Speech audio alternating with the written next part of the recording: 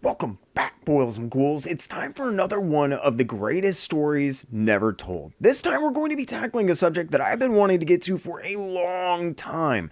Jacob Kurtzberg, better known by his pen name Jack Kirby, and more affectionately and probably more aptly referred to simply as the King of Comics, is such a vast and inescapable part of the industry that doing his career any sort of justice is a difficult task, and I have to admit, a fairly daunting one at that.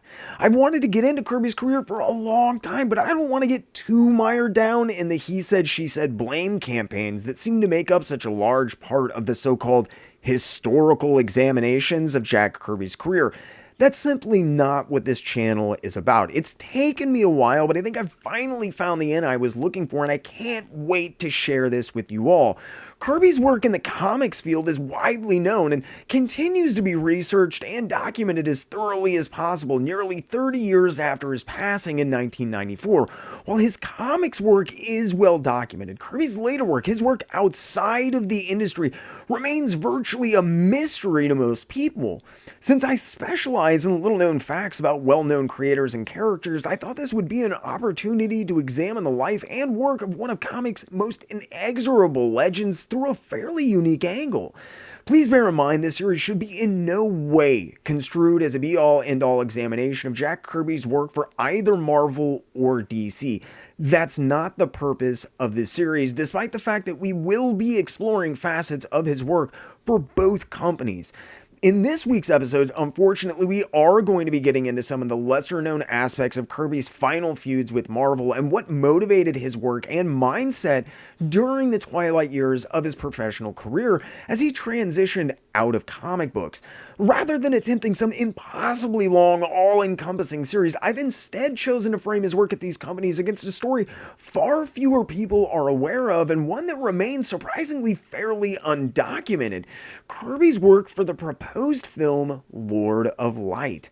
While it might not sound very interesting on the surface, slated for production in 1980, despite the fact that Lord of Light would remain ultimately unproduced, the story of why the movie, a film that would have been the most expensive science fiction film of all time when it entered pre-production in 1979, never happened, and how the CIA subsequently ended up with not only the film script but Kirby's production art, and how those illustrations played a pivotal role in the successful exfiltration and rescue of 6 real-life hostages during the 1981 Iran hostage crisis, all while the Lord of Light's productions had their offices raided by a CIA-backed police force, were subsequently put on trial for embezzlement, and how the film's budget was mysteriously tied up in a legal black hole that took not one but 2 of the country's biggest law firms more than 24 months to unravel, and no one is really able to explain to this day, is so much more interesting.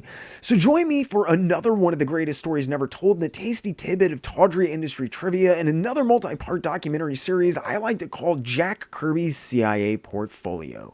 In this week's episode, we'll be going into excruciating details surrounding the reasons for Kirby's final departure from Marvel at the end of 1978, as well as exploring perhaps the most mysterious and undocumented part of his career, Kirby's first forays into animation. I've done my best to dig up all the details that I could, so this is going to be a jam-packed double dose of Jack Kirby action. It's taken a ton of digging, but I found a lot of really fun stuff to share with you all as we finally move out of the darkest part of Kirby's career into a happier and more prosperous time in his life. Because trust me, by the time we're done talking about Kirby's break with Marvel, we're going to need it. Remember, if you enjoy these videos, do me a favor, let this play to the end. The more people that watch this video until the end, the more YouTube will recommend it. Hit that like button. Think about getting in the comments section below and letting me know. And if you really enjoy what you see, make sure you Hulk smash that subscribe button. If you feel like you're in a position to help the channel grow, think about using the links in the description below to sign up for my Patreon page. If Patreon is not your thing, but you still want to support the channel, have no fear. You can sign up for membership right here on YouTube. If that's not enough, you can make donations towards specific goals or just hit the channel using the Ko-Fi link in the description, and you can even pick up your very own JerkComic shirts like the ones you see on the screen. But now, let's get into it.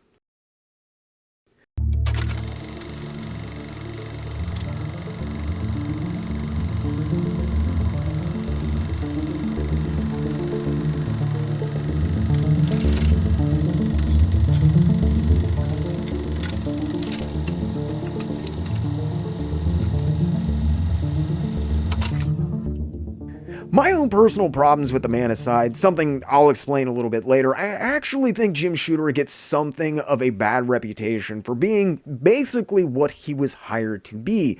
The editor who came in and cleaned house. There's a host of reasons to dislike Jim Shooter, but this should not be one of them.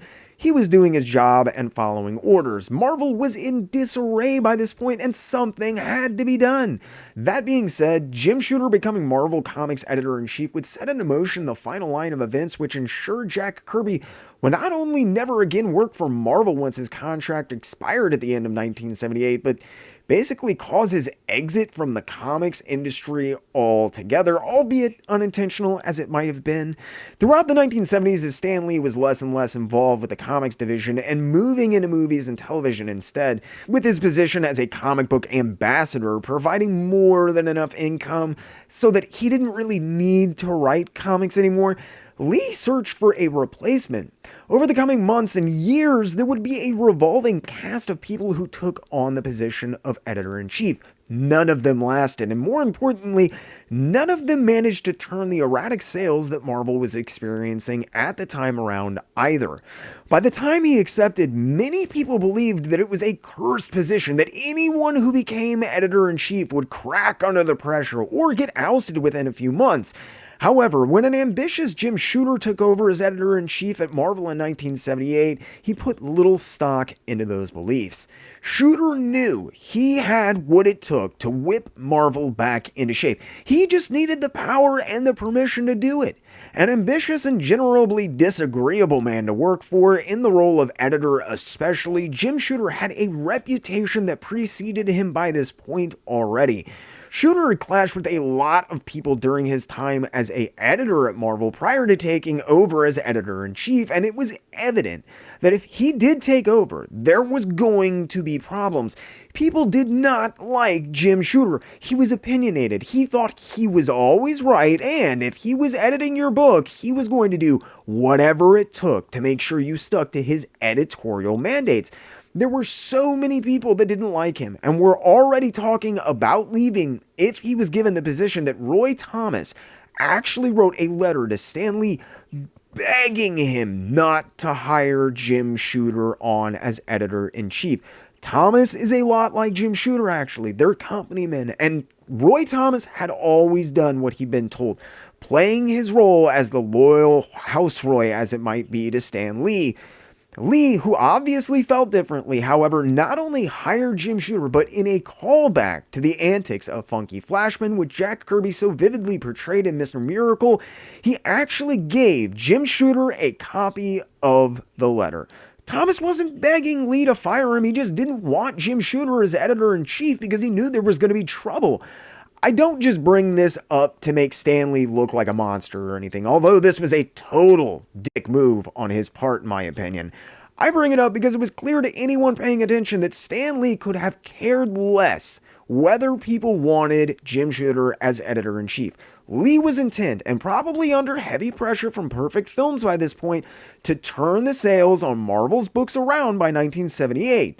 For whatever reason, it's pretty clear that Stan Lee felt only a radical restructuring of the company, a complete change from top to bottom, was the only way to achieve this. It was likely due to sharing this same vision that Jim Shooter was actually hired on as editor-in-chief. Well, that and the fact he was the consummate company man. Jim Shooter would do and say whatever he was told. While it got him his position at Marvel, it's also the reason his legacy is so tarnished at this point as well. Perhaps the most notorious and certainly one of the most dreaded individuals to have ever held the position aside from Stan Lee himself, Jim Shooter set about radically redefining what Marvel Comics and more importantly their writers and artists were doing. Jim Shooter felt that creatives at Marvel, writers especially, had completely lost touch with their readers. Shooter had come into the business when he was only a teenager, and he had worked his way up the ranks the hard way. He had little problem telling people that he didn't like their approach or their stories or insisting on changes. While this might not usually be a problem to the extent that it was here, Jim Shooter had a deep-seated belief along with this, one he was as zealous about as Stan Lee's belief in movies and television being the future of comics. Jim Shooter thought that every comic book ever written should be written like it was the first one someone was going to read. The stories and ideas had gotten too convoluted. Writers and artists were working to please only themselves, and Jim Shooter was going to change all of this. Almost immediately upon his promotion, Jim Shooter began to pretty aggressively insert himself into not only the stories that were told, but the way they were told, the words and images that were used to tell them, and everything in between. Despite being almost universally despised at the time, and with his legacy as it stands, probably even more so now, Jim Shooter instituted some of the most drastic and sweeping changes that Marvel had ever seen. And for all the hate he gets, some of these changes managed to save Marvel from the precipice they were so precariously perched on. Here's the thing, though. Jim Shooter was a company man. Even fans will admit this, and I would personally go so far as to call him a corporate shill. As I mentioned, Jim Shooter had been working in comics professionally since he was a teenager and undeniably had a knowledge of the industry that rivaled, if not exceeded, most of the seasoned veterans he was around, even many of those who were much older than he was. He had some brilliant ideas and concepts, and I think that his work establishing Valiant after this is good evidence he knew what he was talking about. He'd seen what happened to people who dared speak up, and unfortunately, Jim Shooter took his marching orders very seriously and very literally. He didn't care what he was being told to do or why. It didn't really matter. He just knew that his job was to execute those orders to the T, and that's what he did. While there's no doubt that Jim Shooter engineered some of what went down at Marvel during this period, story and character-wise, I think it's arguable what, if anything, he actually had to do with some of the larger corporate changes that were soon to come. This especially includes a few things that have become fundamental problems at Marvel, especially over the preceding decade, all of which concern Marvel's relationship with their creative talent, or more like the abuse of that talent, despite the fact that Jim Shooter would go on to take credit for the stuff that did work, as well as a ton of flack for the stuff that didn't. I say again for the record, I do not believe that Jim Shooter was the guy to make the calls or give the orders in a lot of cases when it came to these big things. Jim Shooter was in many ways the hired muscle. He was there to vocalize and enforce the new mandates that were about to be handed down. His meddling with stories and rather abrasive nature aside, Jack Kirby and indeed perhaps many of Marvel's other employees might have been able to weather or at least abide Shooter's reign as editor-in-chief, but it wasn't this that would raise the ire of a host of Marvel's mightiest talent and drive them from the company ultimately. That was a call that came from on high, and Jim Shooter had nothing to do with outside of dealing with the fallout. The first thing Jim Shooter was faced with forcing to address was the rising problem with rights concerning Marvel's multitude of creations. By 1978, it had become clear that the rights to comic book characters needed to be tied up even more securely than they had been in the past. With the success of Superman and more importantly the plight of their creators becoming more and more public, Jim Shooter and Marvel knew that things had to be in writing and clearly defined from every possible legal standpoint from this moment on. One of the major factors that helped motivate this perceived need to lock up rights, aside from the bad PR that could result from people like Siegel or Schuster going after them, was the 1976 copyright revision. The new law would have completely unintended and entirely unforeseen side effects which would rock the industry to its very core.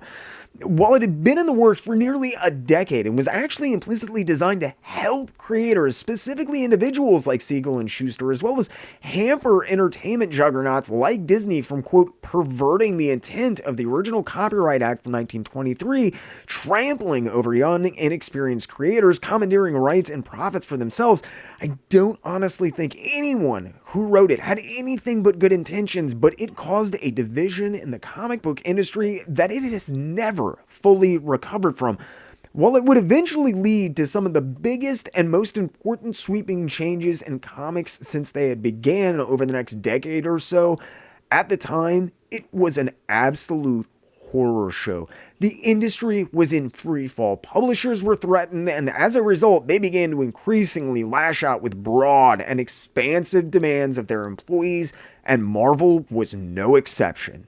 Prior to the 1976 copyright revision, squabbles with publishers have been rather few and far between, actually, with most artists believing any claim to the creations that they'd in many cases been essentially tricked into signing away was far beyond their grasp. The few that had mustered the courage, and even those that got settlements like Joe Simon, received laughably little compensation and spent years in court fighting for it. It just wasn't worth it in many people's eyes. The Copyright Revision Act of 1976 changed all of this. Following the widespread institution and application of the revisions stipulated in the act over the next 24 months, there would not only be a spate of creators incensed by Marvel's over-aggressive knee-jerk response, while others still would seize the opportunity to do precisely what Marvel feared they would: legally challenge them for ownership of profitable IPs.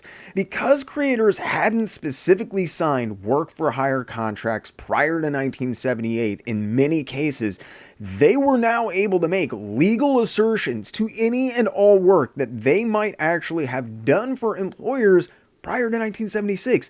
This would lead to a lengthy legal debate as to the nature of work-for-hire contracts, what constituted them, and how they operated. This being called into question, and especially having to be legally defined, was a major problem for Marvel Comics, who has historically preyed upon unsuspecting and inexperienced creators from their start, employing some of the most aggressive contracts in the industry, specifically concerning the assertion of rights while employed there. The fact is, when you make something at Marvel, you're making something for Marvel, in their opinion. This is non-negotiable and always has been. It's not yours, it never will be, and they can do whatever they want with it. Talent is and always has been disposable and replaceable in Marvel's opinion, and this has led them to be extraordinarily brazen in regards to claims of ownership and aggressive behavior towards anyone who threatens or questions this position. While I want to make it abundantly clear now that Jack Kirby was never interested in, concerned with, or in his lifetime attempted to sue or in any way monetarily lay ownership to or even regain the rights to any of the innumerable and insanely profitable characters he created for the company. There were threats made to this end, but they were never serious, and Jack Kirby publicly spoke about how he felt that any time or energy that he expended to this end was entirely futile and useless. Aside from his beliefs that David might not actually be capable of slaying Goliath in this case, bolstered by his close friend Joe Simon's disappointing outcome concerning the Captain America lawsuit, spending his time, money, and energy suing Marvel Comics stood in complete opposition to who Jack Kirby was and where he was at in his life. Jack Kirby wanted nothing more than to be left alone to create. Well, he might not have argued with proper compensation and credit for his work or some health care, but you get the idea. To this end, while a number of problems would arise, all of which centered around Marvel and would make headlines for literally years to come, Jack Kirby was in no way at any time involved. While he might not have been interested in suing Marvel to get the rights to his creations back, though, believing the boat had probably long since sailed, this does not mean that Jack Kirby took what was happening to him at Marvel Comics laying down. By 1977, Jack Kirby was done with meddling editors, finished with not being allowed to do what Marvel had contractually promised him he would be allowed to do, and especially with Jim Shooter, who Kirby already had a very low opinion of and a strenuous relationship with, who was now acting as editor-in-chief. And there was just a perfect storm brewing on the horizon that I don't think anyone really saw coming, just as Jack Kirby feared. And Roy Thomas warned in his letter to Lee, pleading with him not to hire him as editor-in-chief. Shooter began to assert an ever-increasing amount of control over Jack Kirby's work.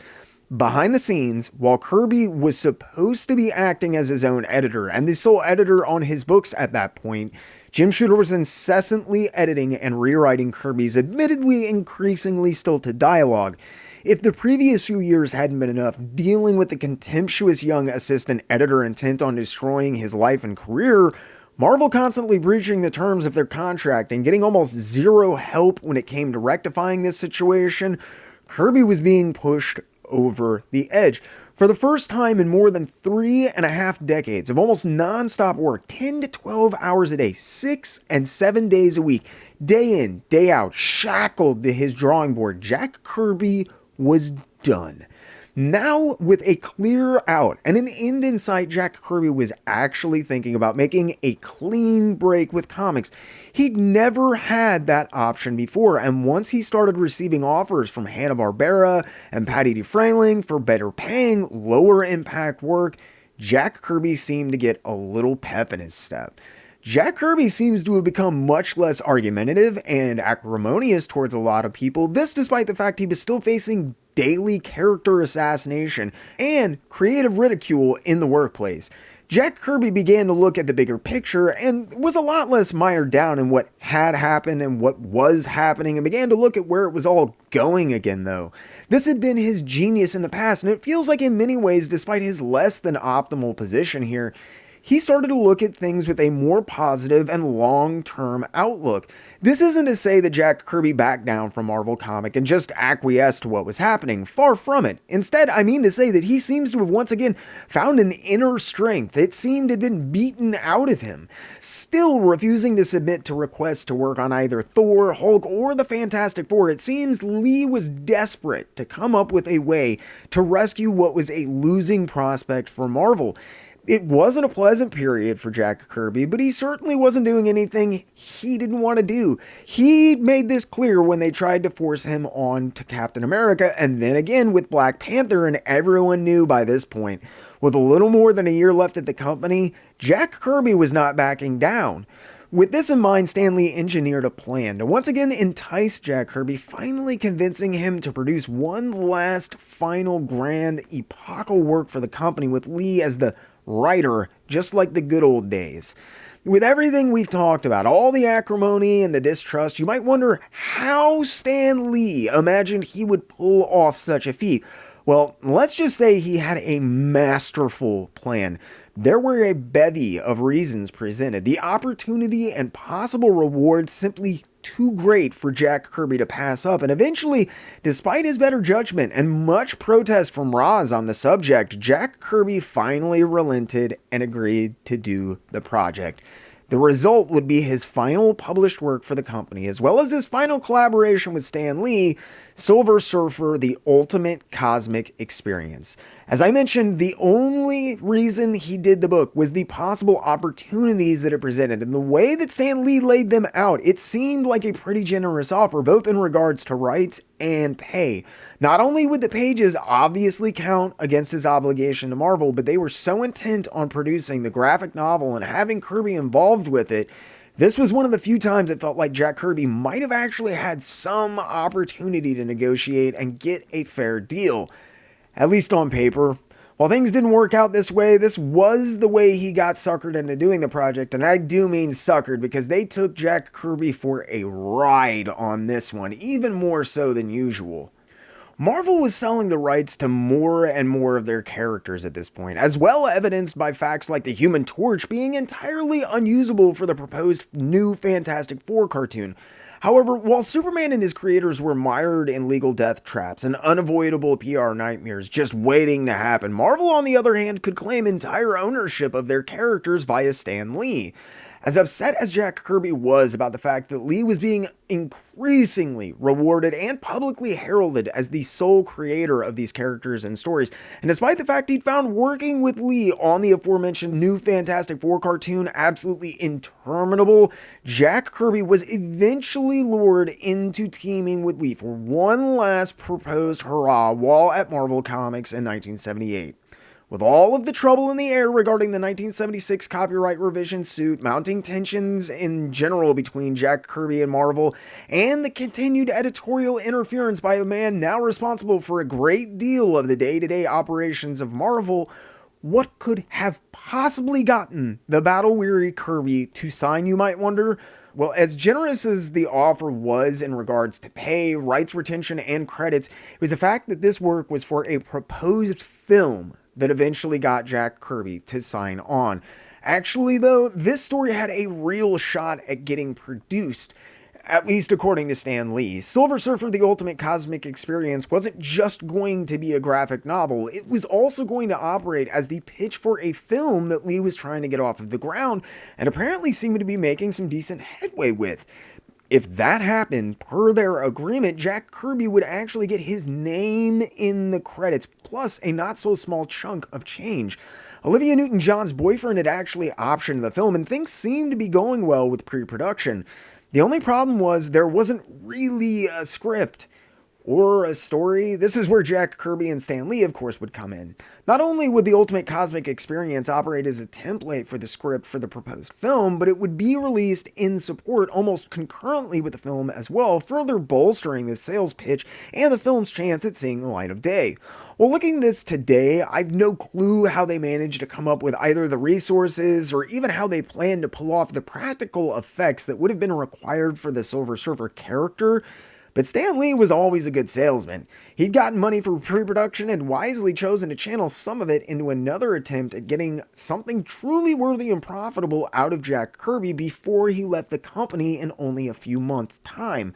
Completely torched from his work on the new Fantastic Four cartoon, and with a constant 15-page-a-week deadline for books he could have cared less about for the most part, and were earning him little accolade or monetary gain, as well as the increasingly strained relationship he was experiencing with Jim Shooter after his ascension to editor-in-chief, Jack Kirby was faced with a hard decision.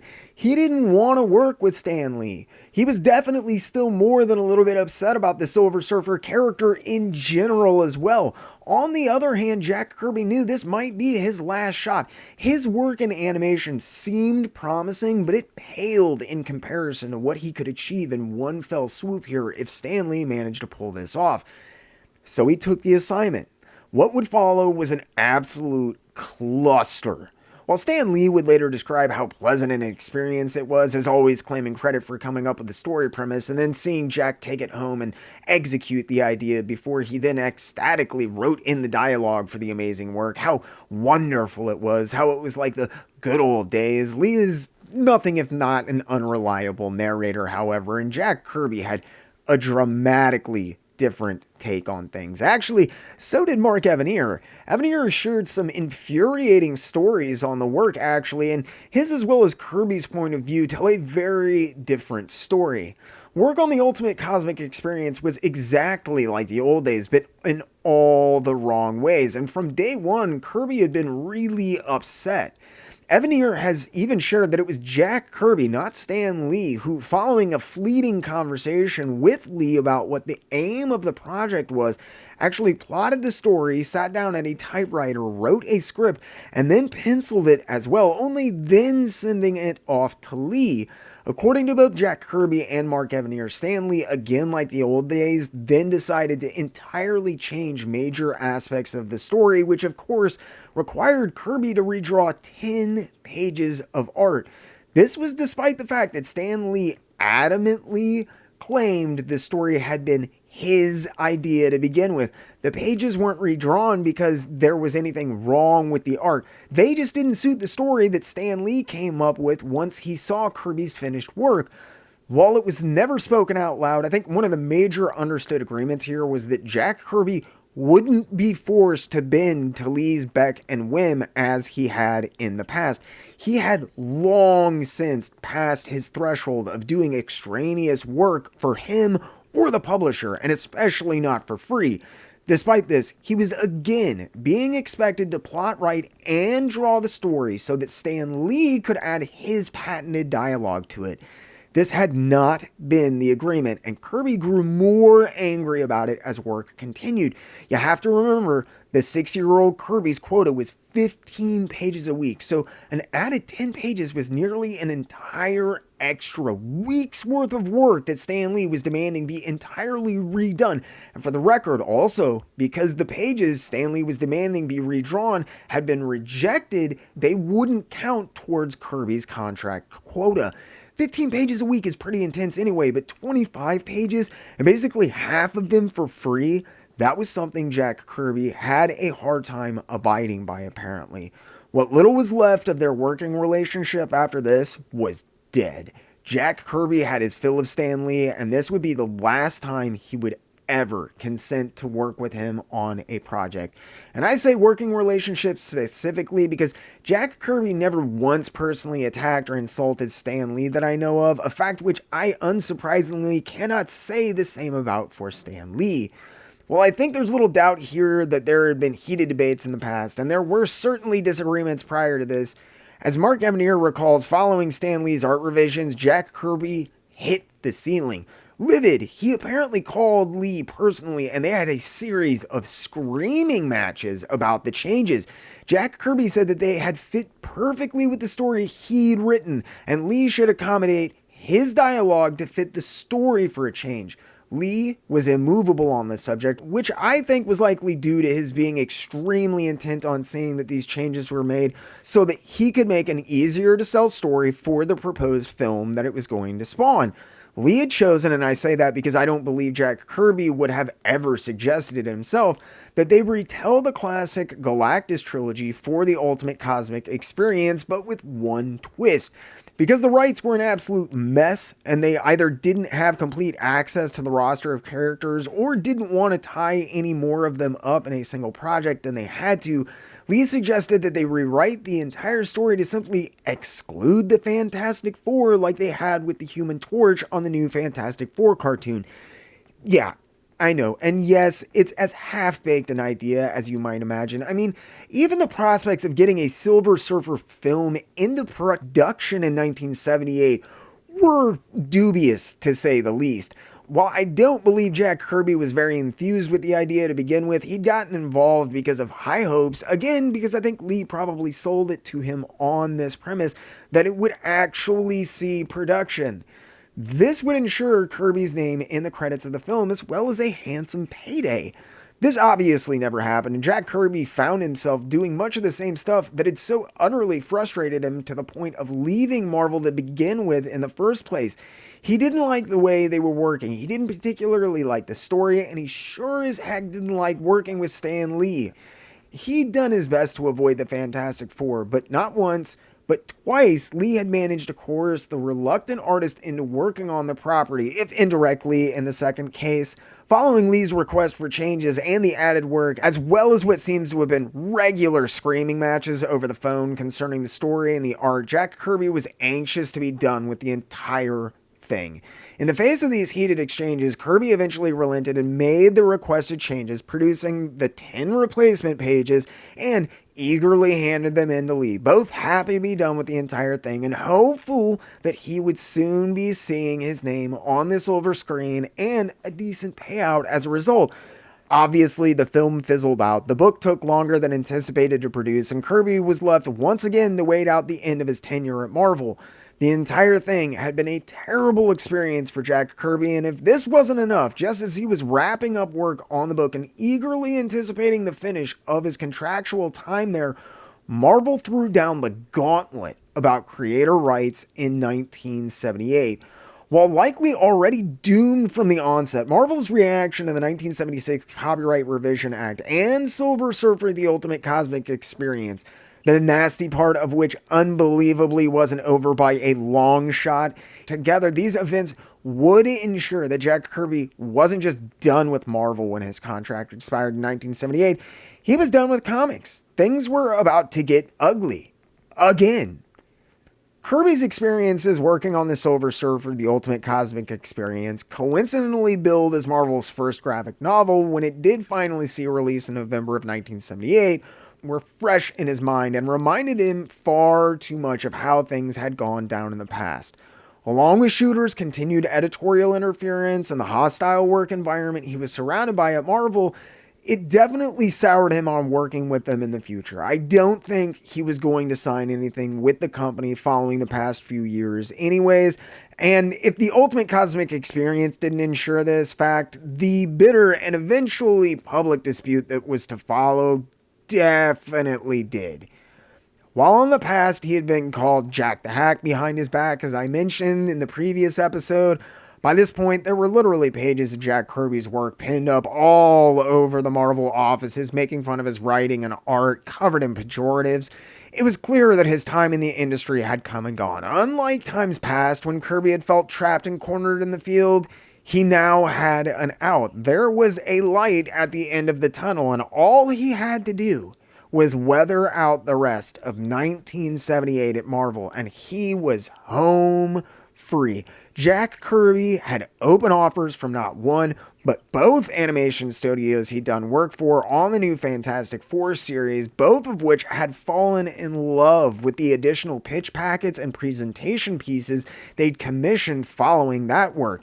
In addition, not only were both Hanna-Barbera and Patty DeFrayling willing to pay well for his services, most of the people that were animators and designers absolutely worshipped the ground that Kirby walked on.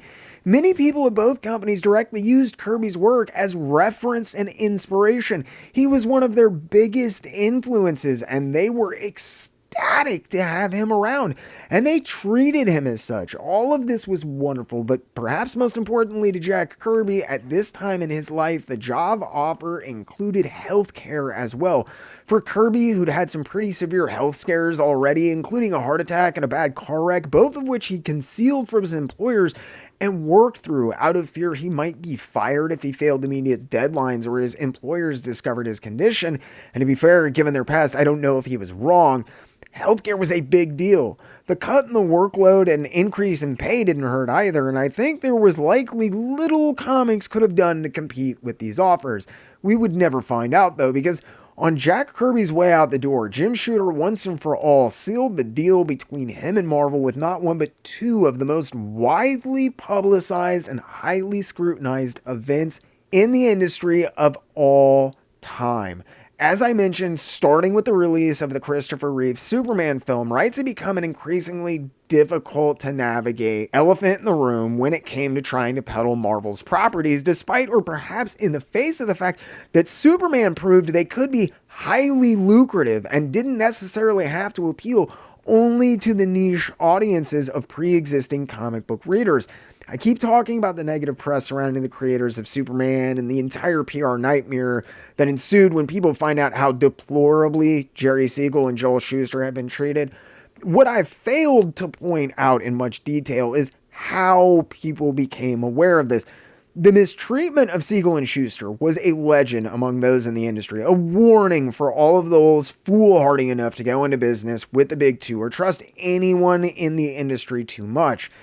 Outside of the industry, though, well, that's another matter. That was until comic book powerhouse and superstar artist at the time, Neil Adams, had taken it upon himself to try and raise awareness about the subject and treatment of Siegel and Shuster in hopes of basically shaming DC Comics into doing something about it.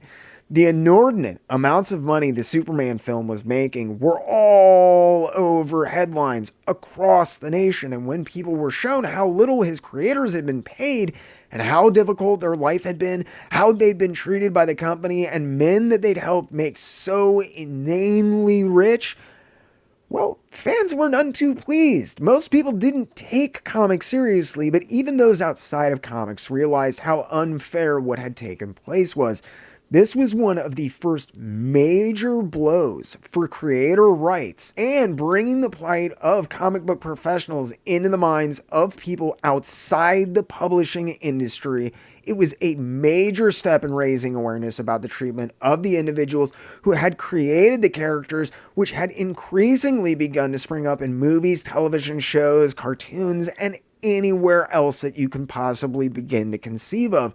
It would eventually cause a major shift and have an extremely dramatic effect on the industry, but at the time, publishers were not happy about Adams' behavior or bringing this conversation to the public's attention in general. Adams was interested in creators' rights, as I think a lot of creatives were at this point, but unlike many others, Adams was willing to put his money where his mouth was. Adams had always been able to find good and lucrative work outside of the comic book field and didn't rely solely on his comic book work. As a result, he was far less intimidated to speak out about his problems and concerns regarding how the industry treated its talent. Adams' name and opinions on the subject were of major importance, especially following his meteoric rise to prominence during the 1970s, where he became one of the most legendary Batman artists to have ever lived and breathed, and would go on to become one of the most respected talents to have ever worked in comics. Much like Jack Kirby, Neal Adams was a superstar artist decades before there was such a thing. Readers loyally followed his work and paid close attention to the opinionated artist who gave copious interviews to both industry rags as well as fanzines, newspapers, and anyone in between. While his voice might have been the loudest and perhaps most adamant because he was in a slightly better position to raise Cain than a lot of others, Adams wasn't alone. There was a growing constituency of artists who had increasingly become interested in the concept of creators' rights and the dubious manner in which these rights were often procured under questionable circumstances, to say the least, prior to this. As characters became more profitable, people began to give a little more thought to the bizarrely worded and confusingly structured contracts that they'd signed. Well, it was a conversation happening inside the industry to a growing degree when the copyright revision of 1976 came into full effect by late 1977 or early 1978, and Marvel made their usual knee-jerk reaction to it. There was open revolution because of how poorly they chose to handle the subject, how long it had taken them to address a number of these subjects, and the unwaveringly insulting way in which they handled this entire ordeal. What was about to go down was one of the ugliest public battles in the industry's history and is largely responsible for shaping the jaded views that most professionals and fans share alike regarding work for major publishers to this day.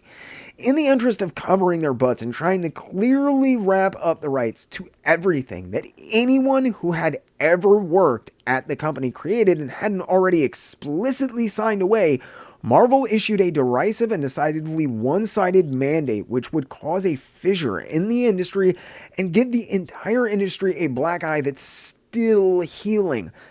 Marvel demanded that artists sign revised and onerous work-for-hire contracts, signing away everything shy of their souls that they created while at the publisher, as well as contractually acknowledging that they could never, under any circumstance, attempt to sue Marvel or assert any ownership of anything that they made during this time of employment. While this would certainly deal with any problems that they might encounter in the future, Marvel had a quandary on their hands.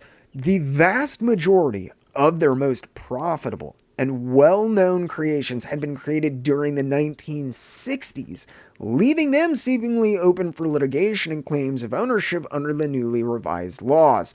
To this end, Marvel also began to insist that there had been a contract in place for just such an event since the inception of Marvel. As it turned out, the fine print found on the back of the checks that they issued their employees as far back as the 1960s plainly stated that by simply signing and endorsing the checks, you were thereby signing away any and all rights in perpetuity regarding anything you were receiving payment for in the form of the check on which this was written. As insane as this might have been, this was one of the big things that Marvel would explicitly reference and eventually attempt to entirely base legal arguments on in the future.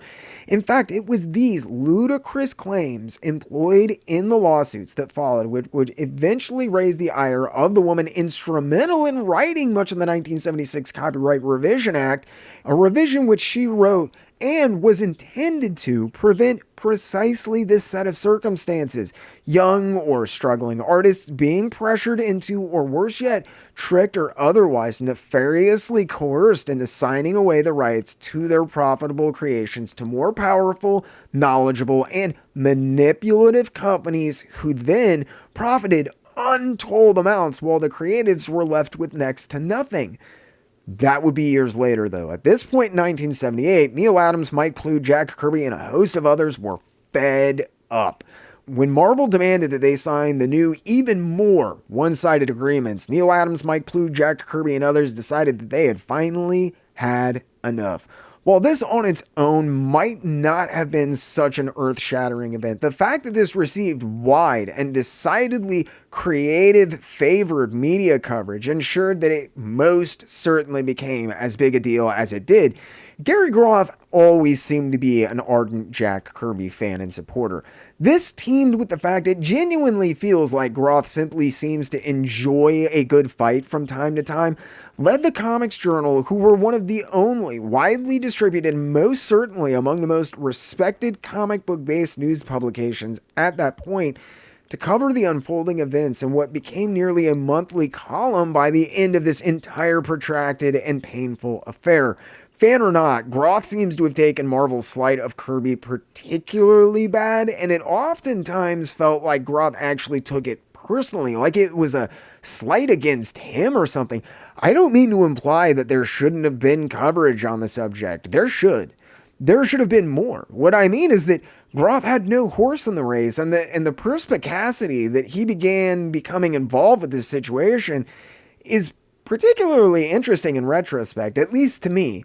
There was a kind of build-up to the crescendo of this entire thing, which would play out over the next several years, though. It started seemingly innocuously enough, with some smaller columns talking about the growing number of Marvel, or rather ex-Marvel employees, who left the company because of the contract. When some of the other guys like Mike Ploog, who were certainly well respected, especially within the industry, but didn't necessarily have the name power someone like Jack Kirby or Neal Adams did, got upset and refused to sign the contract that Marvel handed them, the Comics Journal ran articles about it. When many of them decided to depart for other publishers, in some cases entirely leaving comics in favor of other lines of work, it was definitely discussed. It wasn't front page news, but it was there, bubbling under the surface, a powder keg ready to burst. And when the king of comics, when Jack the King Kirby found himself being just short of threatened at being blacklisted by the publisher he had helped build from nothing only 20 years before if he didn't relent and sign the work for hire contract like all of the other people in Marvel's employ, well, that's when Gary Groth went absolutely ape. And to be fair, he wasn't alone either. Among the most ardent and outspoken of the other big name objectors was obviously Neal Adams, who was not pleased. As vocal as he was, though, Adams didn't have his own magazine publication in which to push personal agendas and beliefs the way that Gary Groth did. Not long after the initial dispute with Marvel began, Groth ran an article laying out the new work-for-hire contract that Marvel was demanding Kirby sign. He made sure that people were aware of the details of the contract and how unfairly one-sided it seemed. In many ways, I think not wanting to sink to their level, Jack Kirby himself took a pretty soft-spoken and non-judgmental approach when it came to discussing the contract. During the late 1970s, Jack Kirby wouldn't really say much more than simply explaining it was probably time for him to try something different, and he wasn't very interested in the new terms being presented to him. That was it. While Adams made a host of condemning statements towards Marvel, Kirby never really did, and this isn't to dump on Neal Adams either, by the way. I completely agree with everything Neal Adams was raising his stink about. I more point this out as evidence that Jack Kirby could have been aggressive and vindictive about the entire thing. He had the pulpit upon which to do so. As always, though, Jack Kirby chose the high road, and I think largely due in part to this, he would spend the better part of the next 8 years locked in an embittered battle with Marvel over disputed ownership of original art.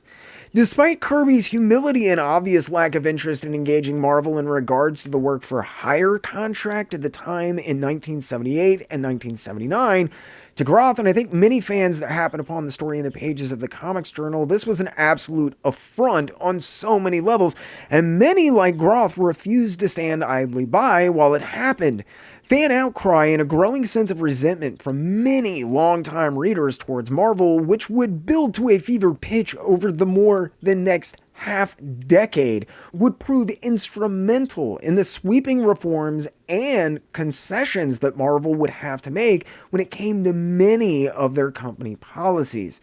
This change, however, would not come overnight. By the time his contract was set to expire at the end of 1978, Jack Kirby continued to refuse to sign. While this might have been a bargaining tactic in the past, this was no longer the case.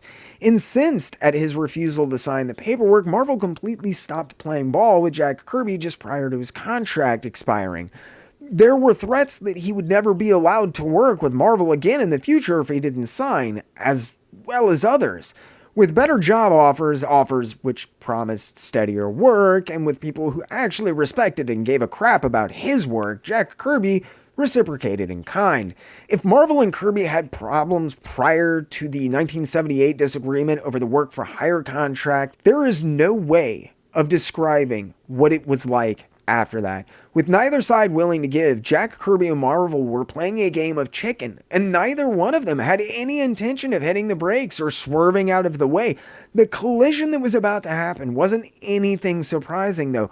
No one had been communicating well since he'd been hired back at the company. Jack Kirby was overly protective of his work and unwilling to compromise or work with anyone. Marvel wanted him back on books that they had hijacked from Kirby a decade prior and had zero interest in giving Kirby free rein to do whatever he wanted like they had promised.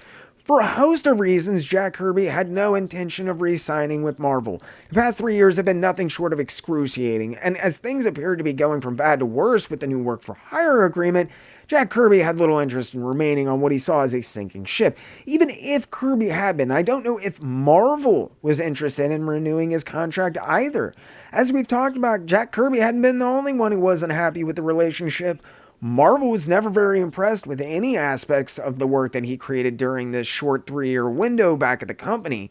He'd been difficult, he'd made demands, and Kirby had proven nearly impossible to budge or bully. This was not something Marvel was used to, and I think it was definitely not something that they wanted in one of their most prominent employees. Despite what I think was a mutual lack of interest in working together any longer, Marvel Comics were still interested in Jack Kirby. And I mean interested in the sense that they were becoming more and more adamant that he once and for all completely and unequivocally legally relinquish any claims of trademark, copyright, or any other form of ownership concerning his work and creations during his employment at Marvel Comics. Kirby had no interest in this, however. I again do feel the need to point out that this was not because he was interested in suing Marvel, or even trying to get the rights to his characters back in any other form. Jack Kirby, much like Steve Ditko in a pretty real way, simply didn't want Stan Lee and Marvel Comics to be able to claim sole ownership. He wasn't motivated monetarily here at all. For Jack Kirby, it was a matter of principle. Had Marvel backed down, had they agreed to address his concerns, I think there's a very real chance that he might have done some freelance work for them over the years. Marvel, however, remained steadfast on Kirby signing the contract. This wasn't the straw that broke the camel's back, unbelievably, though.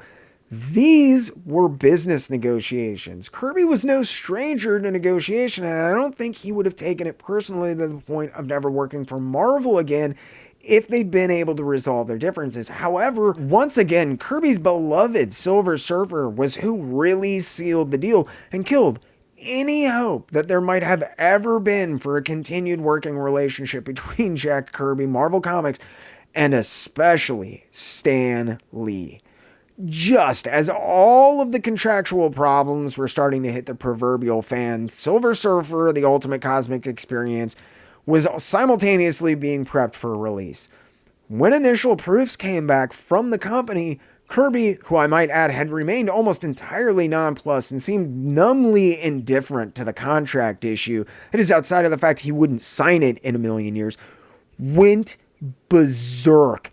The publisher's Fireside Books, for no rational or explained reason, and flying in the face of the agreement and terms that had convinced Jack Kirby to actually work on the project to begin with, had decided on pulling Jack Kirby's name and crediting the book entirely to Stan Lee. With all that had happened over the past 3 years at Marvel and the constraint and the constant reminders of the rewards that Stan Lee was reaping while he still labored behind his drawing board for most of his conscious life, Jack Kirby felt doomed to play second fiddle to Stan Lee for no other reason than the public's perception.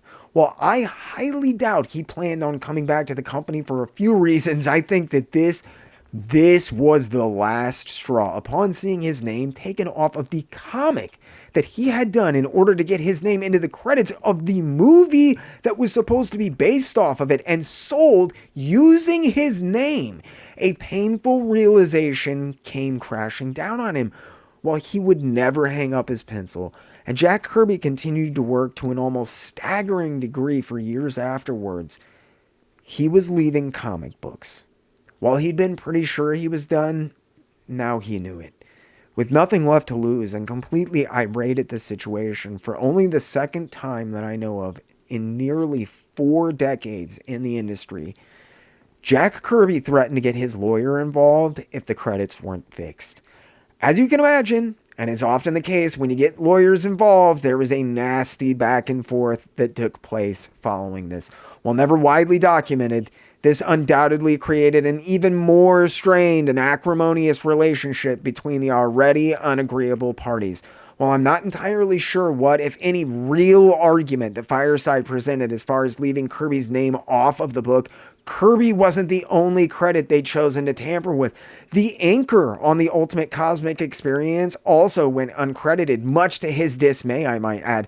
While they never corrected the anchor's credit after a great deal of back and forth, it was eventually made clear to both Fireside and Marvel that if Jack Kirby's name was not included in the book as had been promised, there was going to be legal repercussions. He had nothing left to lose and no longer feared anything from Marvel. There was nothing that they could do to him that they hadn't already done, in his opinion. And without any intentions on returning to the company, or any comic company for that matter, for the first time in his professional career, Jack Kirby dug in his heels.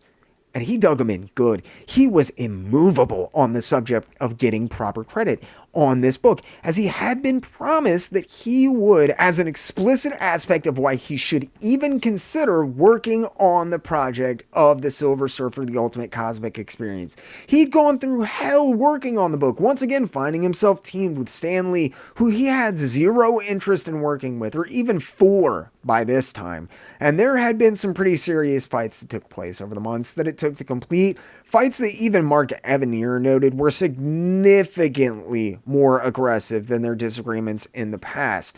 There were literal screaming matches that took place over the phone regularly. Needless to say, it had been no fun, and Kirby was obviously, and I think very fairly, wounded and upset when they tried to mess with the credits for the work.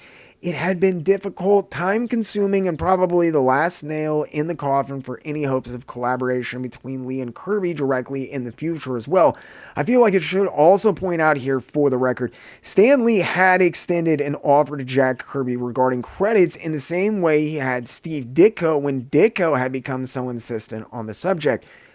At the time, Kirby had refused the offer, instead opting that the credit should reflect that it was a collaborative effort between he and Lee, rather than ascribing the plot or the story to either one of them exclusively.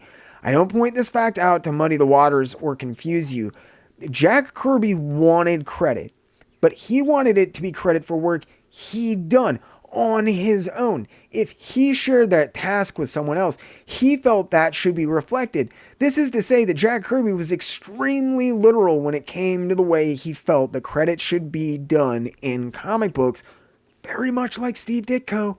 Given the heated exchange and the fact that Jack Kirby threatened to get his lawyer involved, I do very much feel like this might have been the one time when Jack Kirby took it really personally concerning Stan Lee and the credits that he received on their work together. In the past, he'd mostly attributed these discrepancies to the publishers and other people involved in projects, but his patience was worn thin, and in this case, it feels like Jack Kirby was done with the entire situation and did take the credits given to Lee very personally. I feel like I should also point out here, historically for the record, I don't know what, if anything, Stan Lee had to do with the rights on the Ultimate Cosmic Experience. This is not to say that Stan Lee wasn't involved, but I found no direct evidence to even infer that he was involved with even the idea of removing Jack Kirby's credits.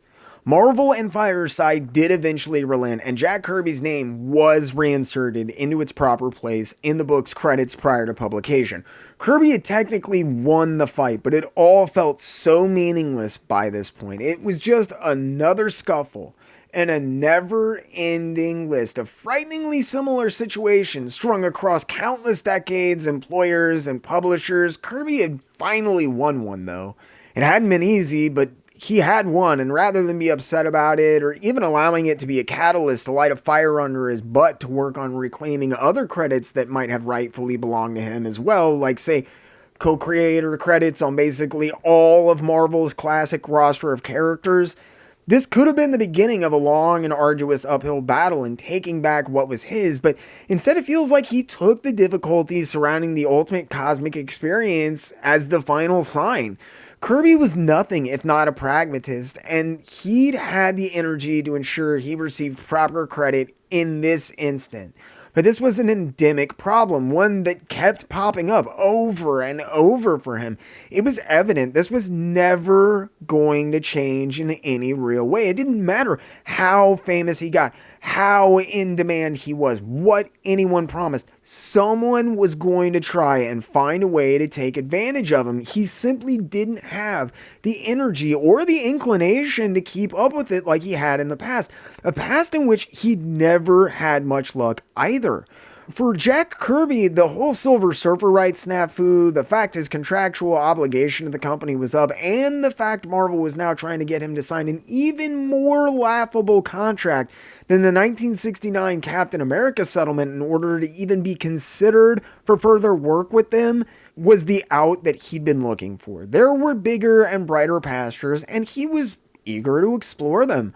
Following the completion of his work on the Silver Surfer, the Ultimate Cosmic Experience, and the last of his quota of pages for the remaining monthlies that he still had, Jack Kirby was out. Having already decided to make a graceful exit from the company by the time his contract was up at the end of 1978, outright refusing to sign the contract and opting to not return to the company instead, you might imagine that his troubles with the industry, or Marvel at the very least, were over. What else could Marvel take from him? What else could they do? He didn't work for them, and by the time he left the company in 1978, he didn't own or profit off of much of anything he'd done there either. As it turned out, however, Marvel still had one thing of great importance and value, and perhaps the most trying of Jack Kirby's struggles concerning comics were only about to begin. Kirby staunchly refused to sign the 1978 work-for-hire contract while simultaneously publicly avoiding negatively addressing the situation or Marvel's continued abuse of their talent to that end as well. While partially altruistic, there was something else going on here as well, something which Marvel still had that Kirby desperately wanted, and I mentioned in passing before, his original art. Things had been troubled and sticky between Marvel and Kirby prior to this, but things were about to elevate to an entirely new level once more. Having decided to leave the company when his contract expired at the end of 1978, and with prices steadily on the rise, Jack Kirby made what seemed like a pretty cut and dried and legitimate, I might add, requests for the return of the original art for comics that he had done for Marvel that they were still in possession of. While original comic book art is a rare and highly coveted commodity today, worth insane amounts of money in some cases as well, I might add, prior to the 1960s, original art was seen by most people involved with the publication of comics as virtually valueless. Even many of the Golden Age artists had no interest in their own originals once they were turned in for publication. Most individuals in the industry saw no perceived value in the art itself, and once it had been used to print whatever it was intended for, it was essentially considered disposable. There are some true horror stories about what became of some of the most legendary pieces of art ever created, much of which was either summarily destroyed during the Golden and even Silver Age, and other times tossed into these massive disheveled piles which accumulated and deteriorated over time with absolutely no regard to their care or well-being by those in possession of them. This is the reason that comic book art from the Golden Age especially is so rare. No one kept it. Not even the artists producing comics at the time saw value in it, as I mentioned, though there were some notable exceptions to this.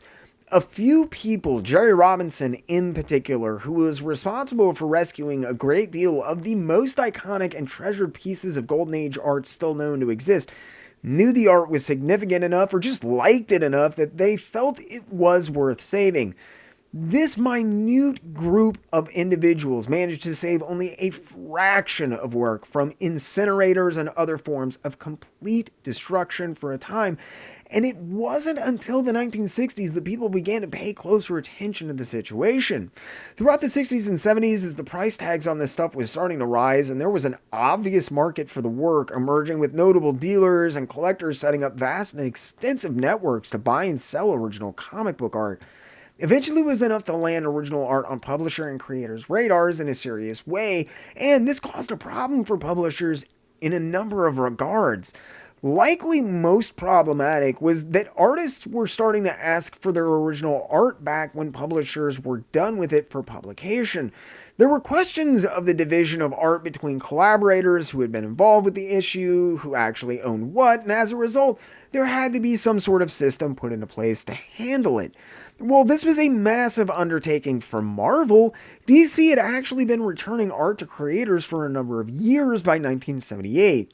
DC had instituted a system to deal with the process prior to this discussion ever taking place about Marvel, who conversely had no such system and in fact hadn't returned art for anything done for them prior to 1975.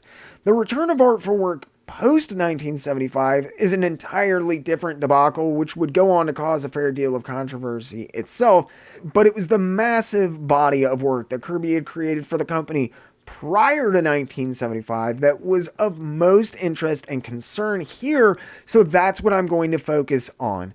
DC might not have done it simply out of the goodness of their hearts, and it wasn't necessarily handled as well as perhaps it could have been, but DC does appear to have made this decision mostly on their own onus and impetus following the public outcry that surrounded Superman's creators. Luckily for DC, there hadn't been anyone leading a massive charge to get their work back, and especially not anyone with the kind of clout that Jack Kirby still had. Marvel was basically dragged kicking and screaming into the whole thing, and unfortunately for them, because it dealt with Jack Kirby, who Gary Groth I think still very much felt had been treated unfairly, to put it mildly, during the 1978 contract disputes. Because of this and the fact it made for good print, this would all basically end up playing out in front of readers in the pages of the Comics Journal, where any interested party could check in and keep tabs on the affair at a certain point. I think there was a general consensus at Marvel that they should be returning art that they were otherwise not really doing anything with by some people. Others simply didn't want it around cluttering up the offices or storage spaces, as it were, and there was mounting pressure from fans to address the situation as Neil Adams started getting very vocal about getting his work back as well, with no other choice but to give in to the constant demands of fans as well as those working in their employ. Marvel began the painstaking process of returning the back catalog of original art that they had accumulated between 1960 and 1975. This was no small feat and required physically going through all of the art that they had in storage, which by all rights should have been almost every single cover and interior page for every single issue done for them prior to 1975. They hadn't returned work to anyone on an ongoing or large-scale basis since they started publication, and had actually dedicated what they referred to as a warehouse in which to store it all. While this was an absolutely insane amount of work, Marvel finally agreed to start sorting through it and sending it back after taking a public beating. As always, this did not come without strings attached, however. Rather than actually do what they said they were going to, and simply go through their archives and start returning the art that they had in their possession, Marvel instead attempted to use the return of this back catalog of original art to exert more control and leverage over artists who wanted it.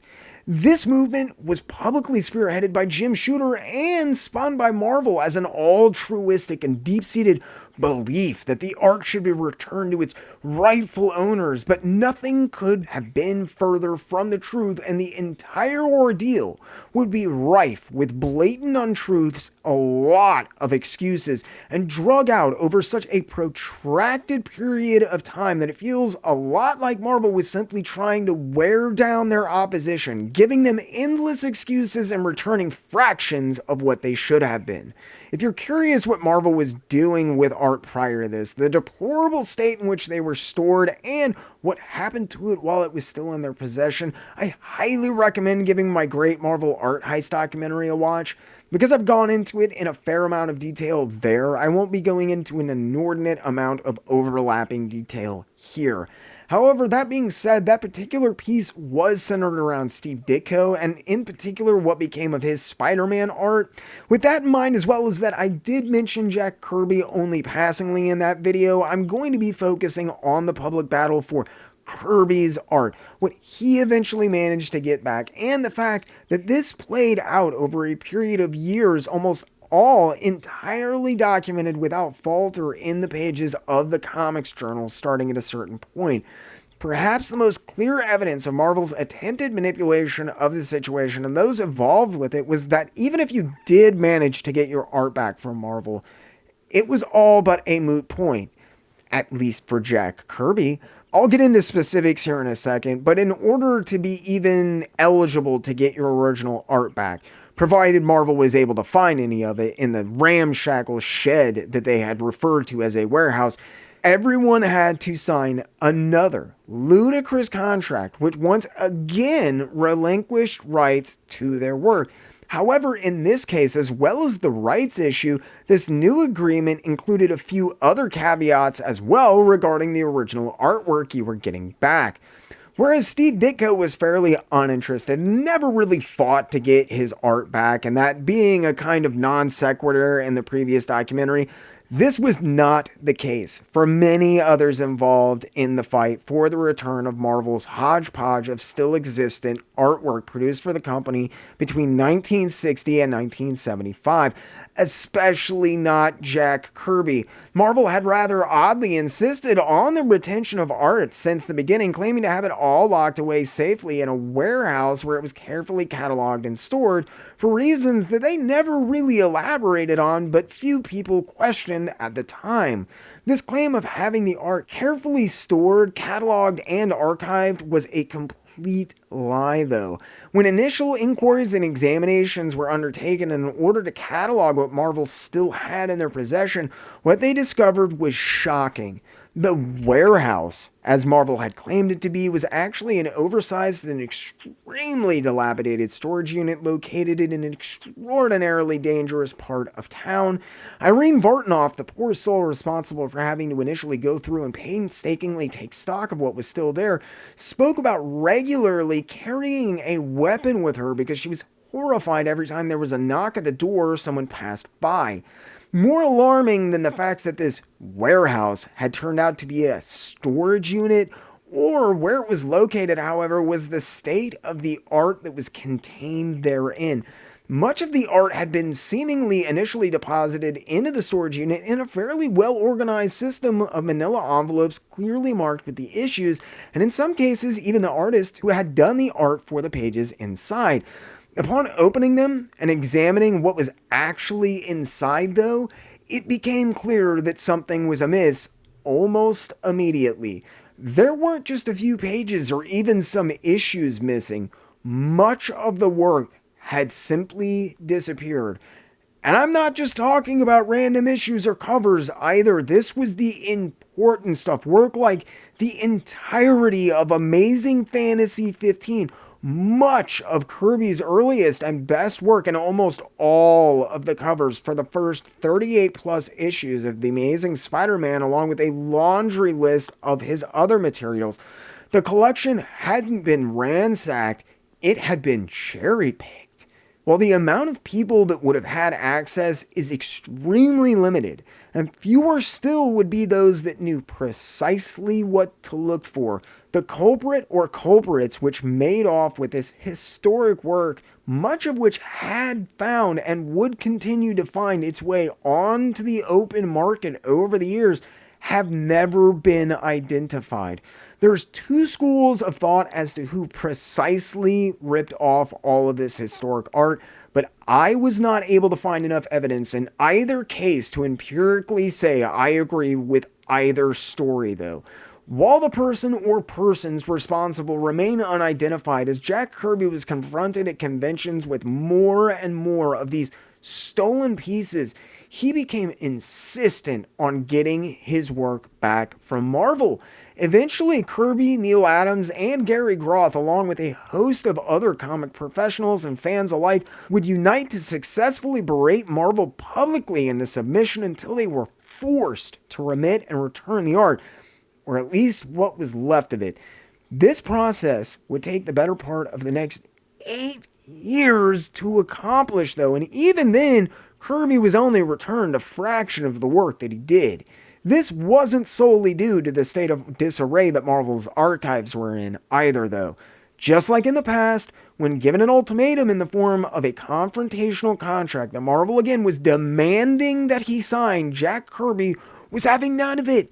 And this wasn't like the Captain America settlement where he just refused to sign. In the past, he'd had to worry about not just Marvel, but other publishers as well, who might take any altercation that he had with Marvel as a sign he might do the same to them.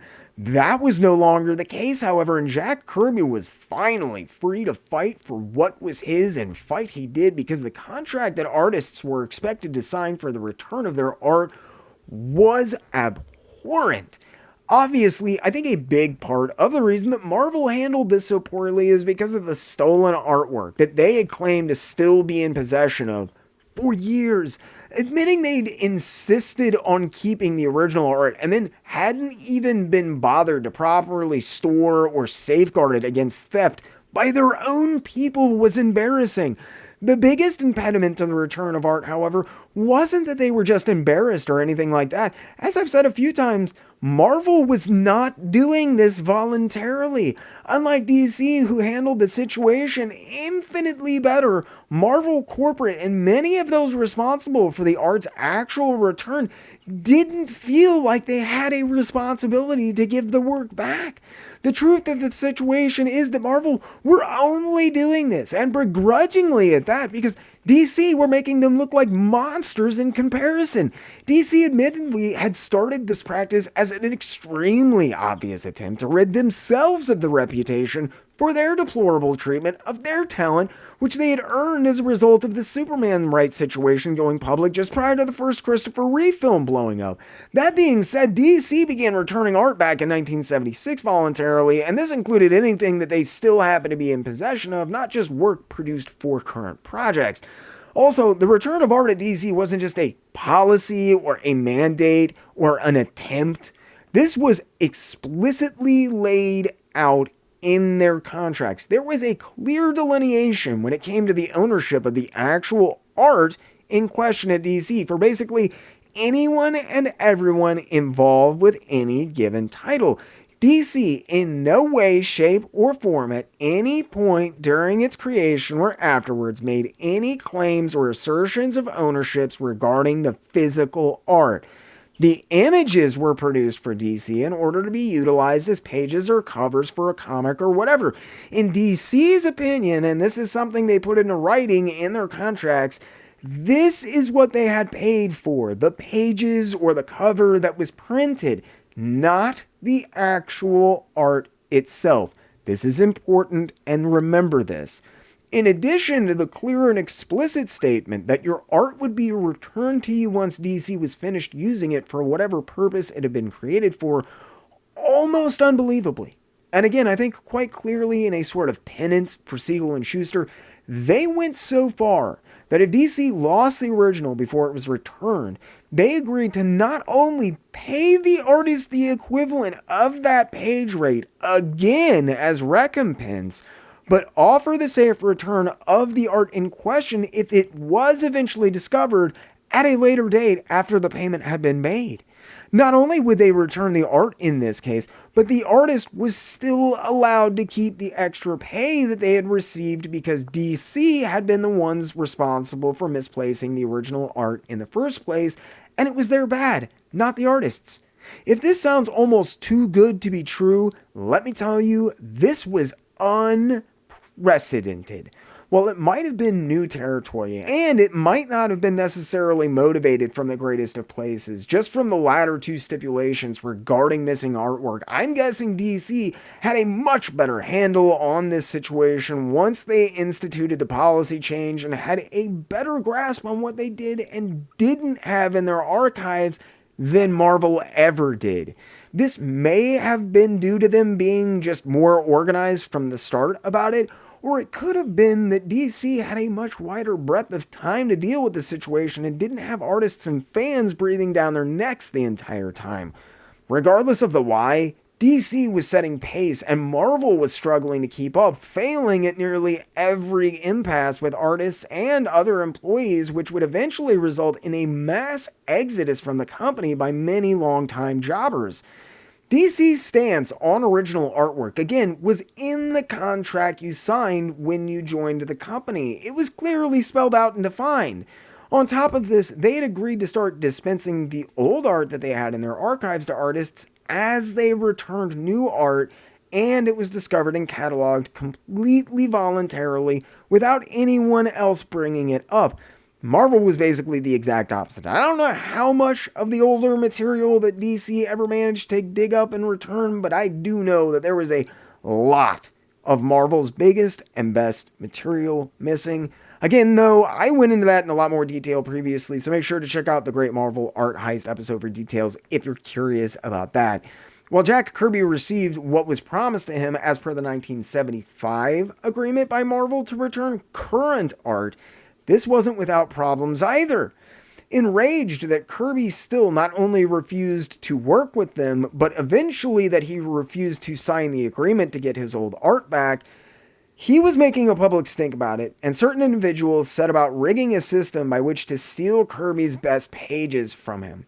According to the original Marvel agreement for the return of art created post-1975, the writer, the inker, the colorist, and the artist were all entitled to pages.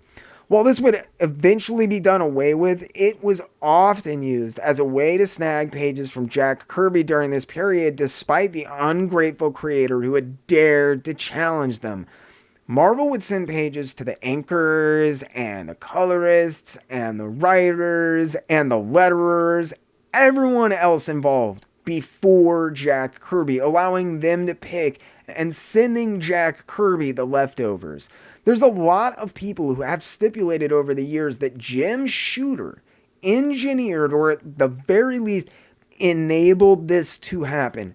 I could not find any direct evidence of this being the truth. But seeing as the amount of trouble Jack Kirby was causing for him, I would not discount this entirely. Regardless, Kirby got most of the pages he was supposed to get back from Marvel after 1975, as far as I understand. However, by 1984, Jack Kirby still had not received any of his 1960 to 1970 art predating this agreement back from Marvel. According to Marvel, this was originally because Kirby had refused to sign the 1978 copyright revision work for hire contract, and later because he refused to sign yet another contract, the infamous 1984 one-page agreement. When Marvel began returning original art from stories created in 1975 on, the artist had been required to sign brief release statements, which were about 4 lines long. The 1984 offer to return the stored original art was also accompanied by the requirement that an agreement be signed as well, in this case, a one-page release form. Now, I promised we would get into the nitty-gritty details of this before, and I aim to deliver because these contracts were absolutely abhorrent, one-sided, and incredibly antagonistic. There were actually 2 versions of this 1984 art return agreement, but they shared a lot of stuff in common. Both forms specifically described the art's return as, quote, a gift from Marvel to the creators. By signing the form, the creators agreed that the art had been done under a work-for-hire agreement and that Marvel was, quote, the exclusive worldwide owner of all copyright related to the art and the characters. On top of this, artists were required to allow Marvel to use their name and likenesses for whatever promotional purposes they wanted. If this hadn't been enough to turn him off from signing, when Marvel finally decided in 1984, 6 years after Kirby's original request for it, to begin offering original art from work prior to 1975, at the time Marvel came to him with paperwork to sign, they could only account for 88 pages of Jack Kirby's art. He had done more than 8,000 pages between 1960 and 1970 alone. This means that Marvel had roughly 1% of the original artwork that Kirby had requested 8 years prior, and were still expecting him to sign another contract, relinquishing rights and letting Marvel do whatever they wanted with his name and likeness as far as the promotion and the sale of their comics in the future to boot. It seemed like a pretty insulting offer to me when I was reading about it, and I haven't changed my mind on the topic since. Many people began to draw, as I have, direct parallels between this 1984 art return and the 1978 work-for-hire agreement. Among those once more riled up was Neil Adams, who spoke openly and often in the Comics Journal as well as other places about how much BS this was. Kirby actually said that he would have signed the one-page agreement, though. The problem was, Marvel never gave it to him.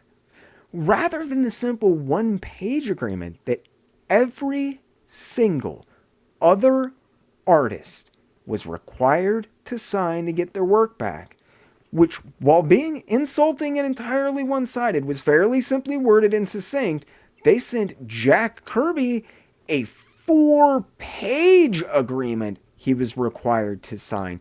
Kirby's contract regarding his work for Marvel explicitly stated how it had all been work for hire since day one. It said that Jack Kirby was never allowed to sue or contest ownership of any facet of his work at Marvel during any period of his employment there, as well as a ton of other stipulations regarding the actual art itself.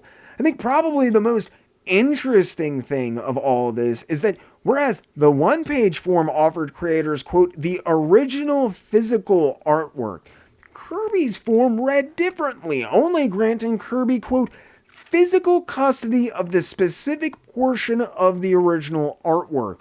While Marvel was careful not to imply or admit that artists had any right to the art, the one-page agreement other artists were asked to sign did at least make it clear that Marvel was gifting them the page. It was their possession to do with what they wanted it. Keep it, sell it, display it, whatever they wanted aside from publishing it. Kirby, however, was not made this same offer. For absolutely inexplicable reasons, Marvel would spend the better part of the next 2 years dancing around, but fail to concretely address at any point. Kirby's agreement made it clear that even though they were, quote, giving him back pages, he was allowed to do virtually nothing with them, aside from hanging them in his own home. And even then, Marvel could have required, quite literally, that Kirby return the art for any purpose to them at any time if they so wished. It was ludicrous. Kirby knew it, Marvel knew it, Neil Adams knew it, and so did Gary Groth.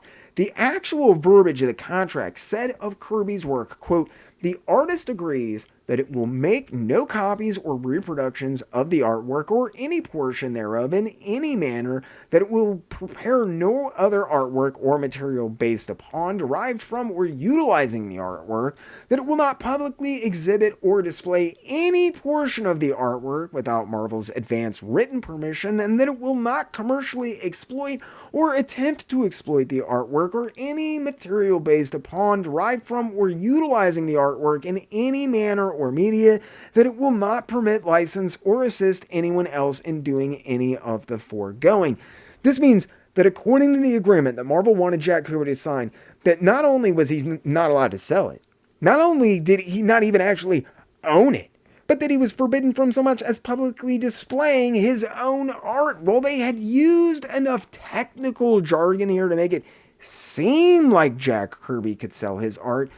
This wasn't the case, as this would have constituted commercial exploitation, which was expressly forbidden in the agreement. On top of this, even if Kirby transferred the rights and physical possession of the art to another person, there was literally no way he could financially benefit from the transaction, and Marvel stipulated that whoever got the art from Kirby had to sign the exact same 4-page agreement that he did.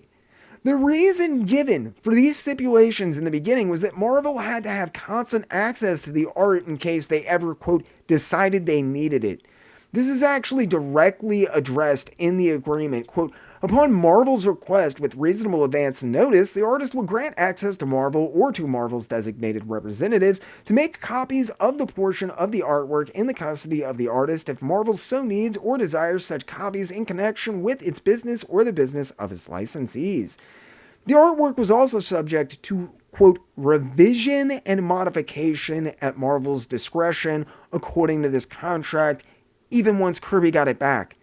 This was all heinous and totally over the top, but what Marvel tried to sneak into Kirby's 4-page agreement for the return of art when it came to relinquishing rights to Marvel, oh man, that was a whole other world of crazy. They, in no certain terms, tried to tie up any lingering questions about Jack Kirby's stipulated claims to creation or co-creation and any rights associated with this role, saying that Marvel retained, quote, "in perpetuity all rights whatsoever."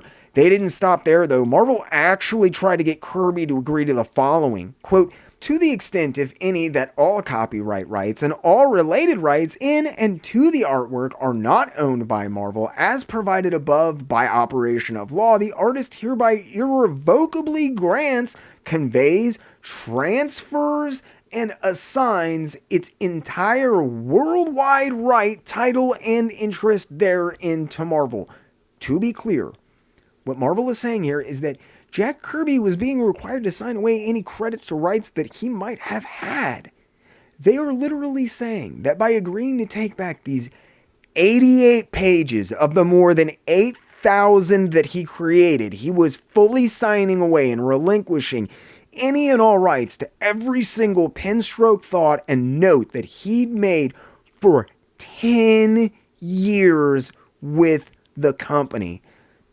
If this sounds like one of the most insulting and underhanded excuses at taking advantage of a situation and abusing a person who has legitimately done nothing wrong, that is because it is. This is why people became so divisive and Stan Lee began to have hate showered upon him by a growing faction of people. When comic fandom literally started to split in two, Stan Lee has absolutely nothing to do with the situation by this point. But Jim Shooter does. Jim Shooter was the face and the voice of Marvel as they continued to persecute Kirby and twist the facts in order to stymie his attempts at getting his work back. They wanted Jack Kirby to sign that in paperwork, and they weren't going to give him anything until he did.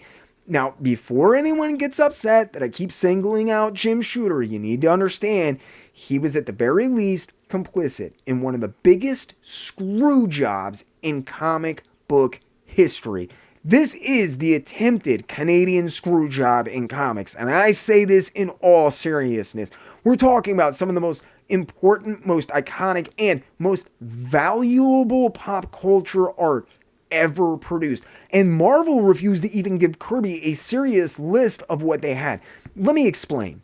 If Marvel only having 88 pages of 8,000, literally 1% of Jack Kirby's original art sounds preposterous. Again, that's because it is. There's simply no way, even with all of the looting and the pillaging that had gone on in the Marvel original art vault, that they only had 88 pages of Kirby's original art, and Kirby knew it.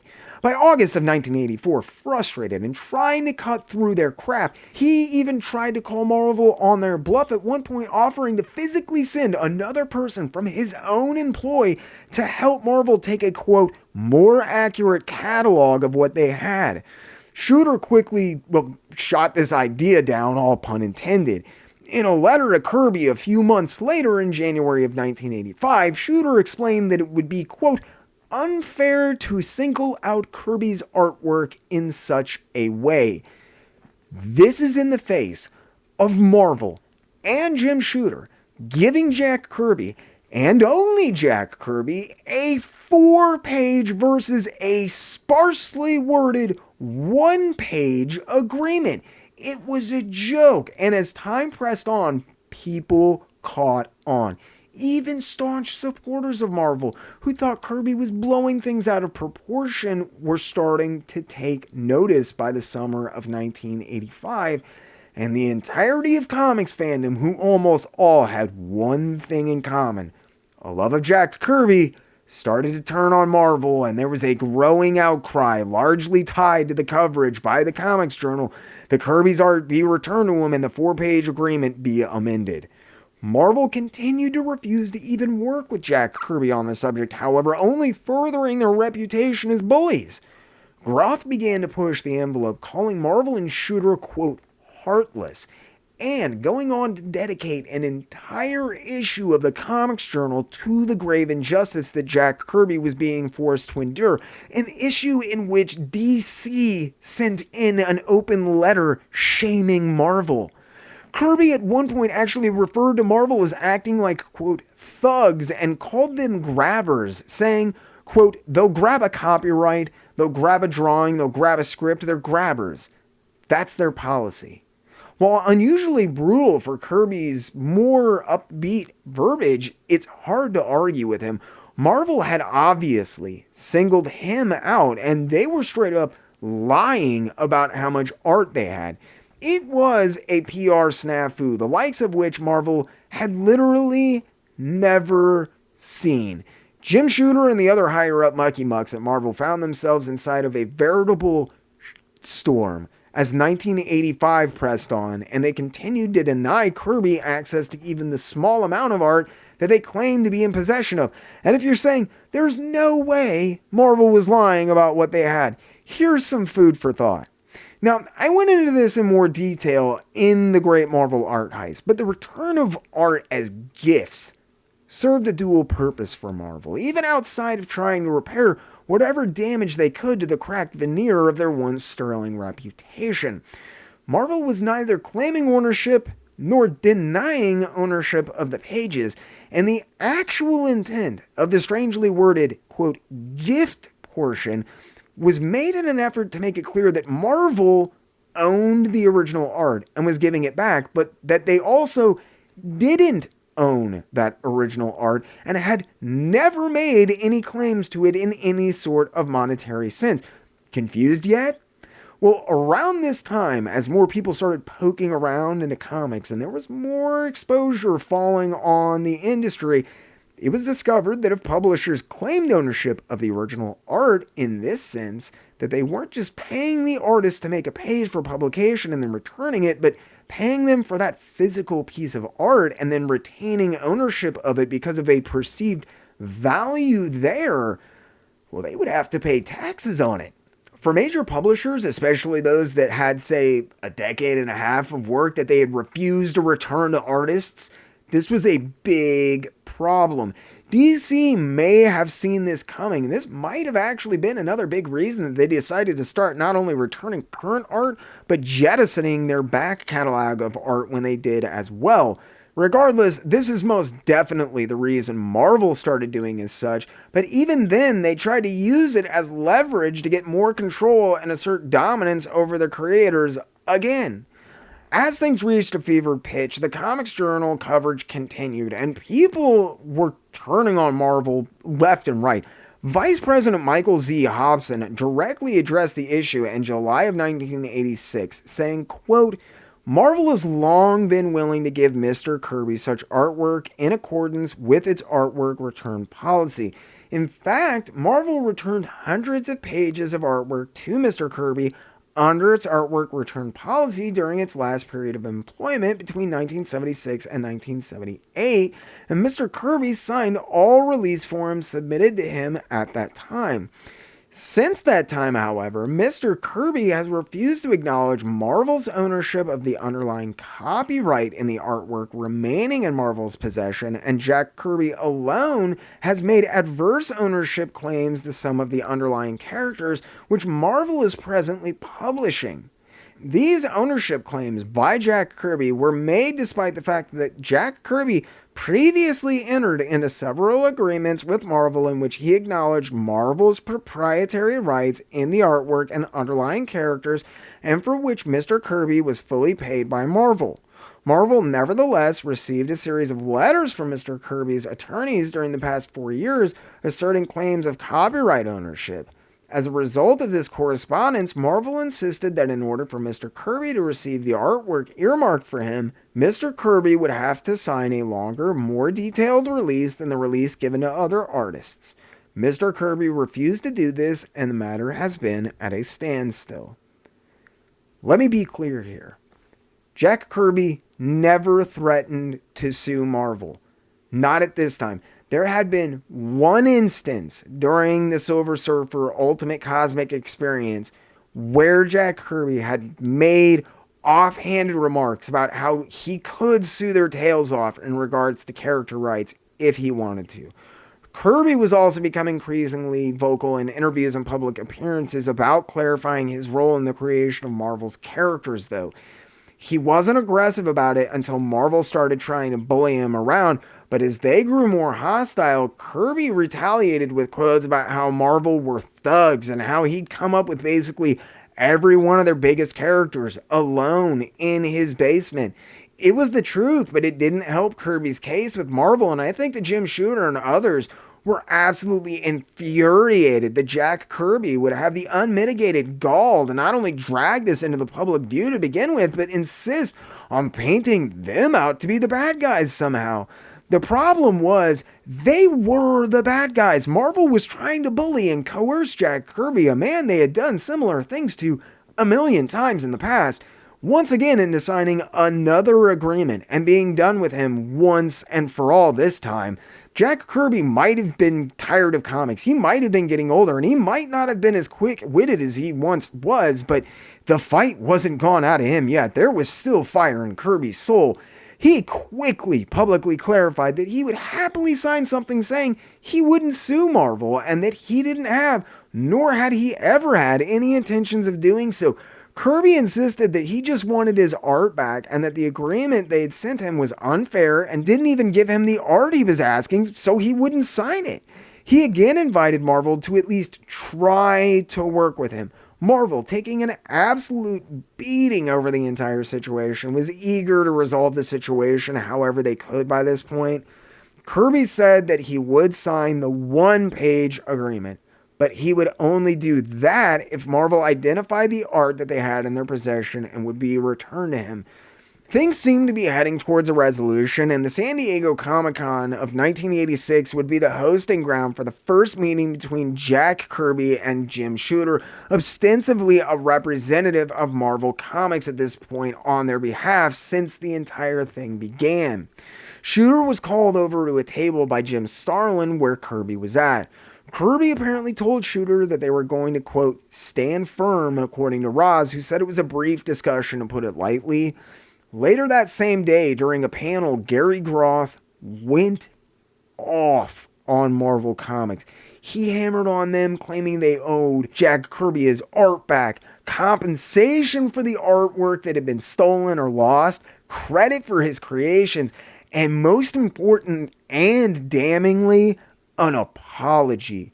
The speech received a standing ovation from attendees, though I doubt this included the 7-foot-something Jim Shooter who is to be found in the crowd.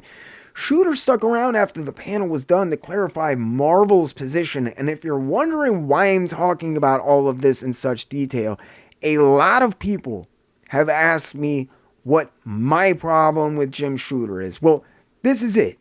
Shooter claimed he had personally been the one to persuade his bosses to start returning artwork, but that, quote, before we were able to begin returning it while lawyers were reviewing the situation is when we started to receive claims of copyright ownership from Jack Kirby.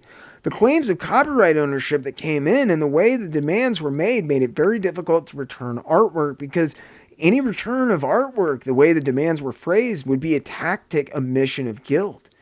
This is despite the fact that Kirby had openly spoken about having no desire to sue Marvel and said he would sign paperwork as such.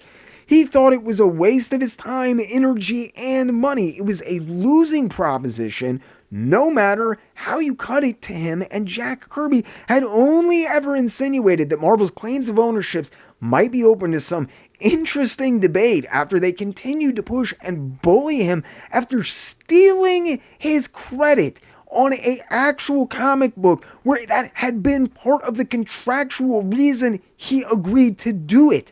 Mark Evanier said, quote, he had decided in the early 1970s that financially and emotionally the copyright issue was not a fight he was prepared to fight. On top of this, Jim Shooter obviously did not actually feel this way, as he said in a panel not long after this when he was asked directly about the original art, quote, we own it entirely. And I think this is how Jim Shooter and Marvel Comics felt. It was theirs. They owned it, but they couldn't legally admit that on paper or it would cost them a load of money. And when Kirby had started to raise this big stink about the return of original art, it had opened Pandora's box for Marvel. Shooter found his position threatened and his reign over Marvel Comics interrupted by Jack Kirby once again, and he would continue to insist that Kirby threatened to sue Marvel or did sue Marvel, and this is the reason that artwork was not returned to him to this day. This is simply not true.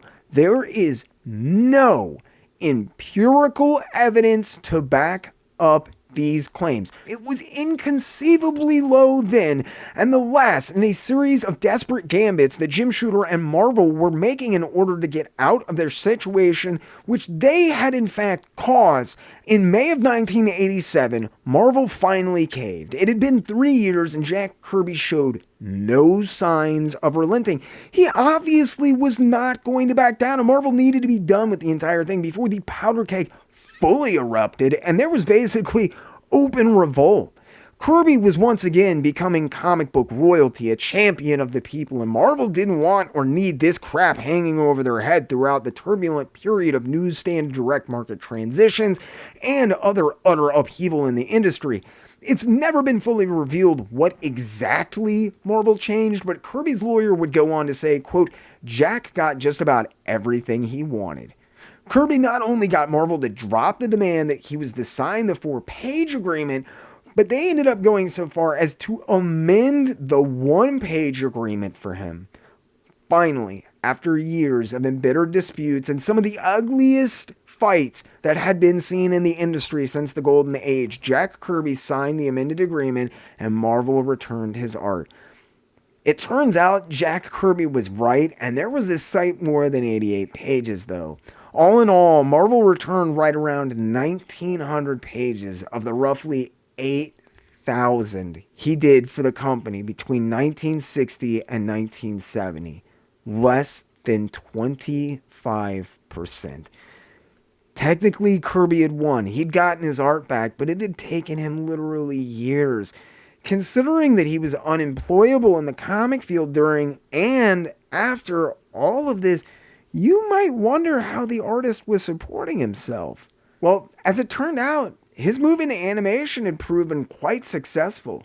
Kirby found himself making more money than he ever had in comics and doing work that he actually enjoyed and for people that respected and appreciated him. Both Hanna-Barbera and Ruby Spears understood his limitations by this advanced stage in his life, and they made ample accommodations to make sure that he received assignments he was happy with and comfortable on. What's kind of funny is how intricately tied Kirby's disputes with Marvel and his work in animation were, though. Despite costing him any hopes of a career in comics afterwards, his fight with Marvel would inadvertently lead Kirby to bigger and brighter horizons in his animation work than he could have ever have hoped.